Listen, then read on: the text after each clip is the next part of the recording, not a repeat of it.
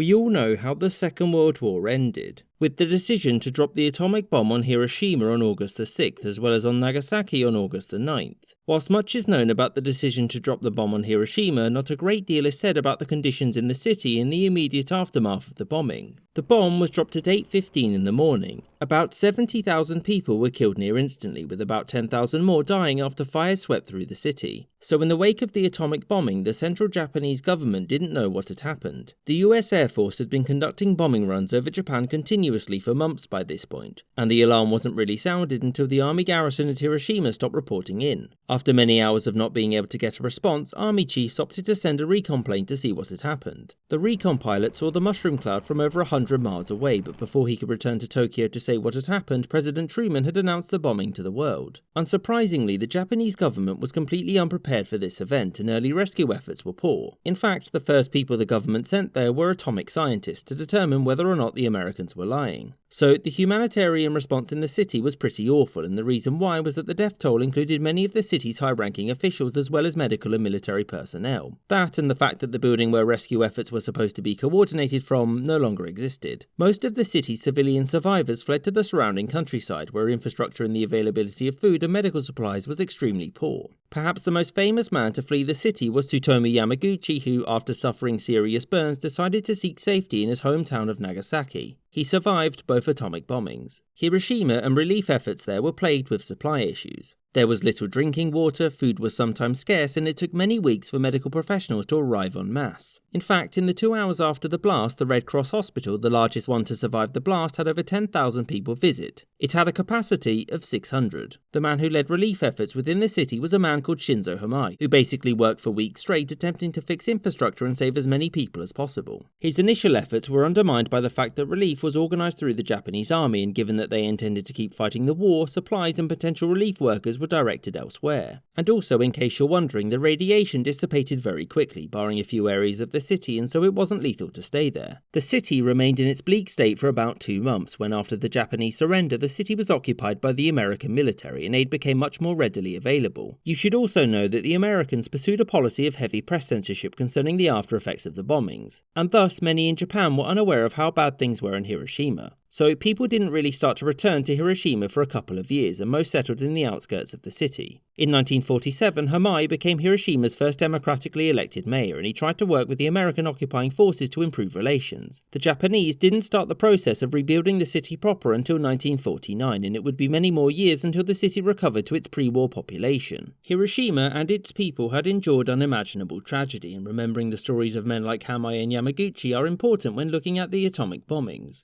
I hope you enjoyed this episode, and a special thanks to all my Patreon supporters: James Bisonette, Marvin Cassow, A Man of Culture, Kelly Moneymaker, Danny Maloney, John Bizquez, Rob Waterhouse, Mo, Aaron the White, James Castaneda, Gustav Swan, Jordan Longley, Marcus Arsner, Spinning Three Plates, Colin Castleman, Filda Oink Oink, Rashid Ali, David Silverman, Izzy, Maggie Paxkowski, Spencer Lightfoot, Winston Kaywood, Robert Wetzel, Lexi Schwinn, Anthony Beckett, and Sky Chappelle.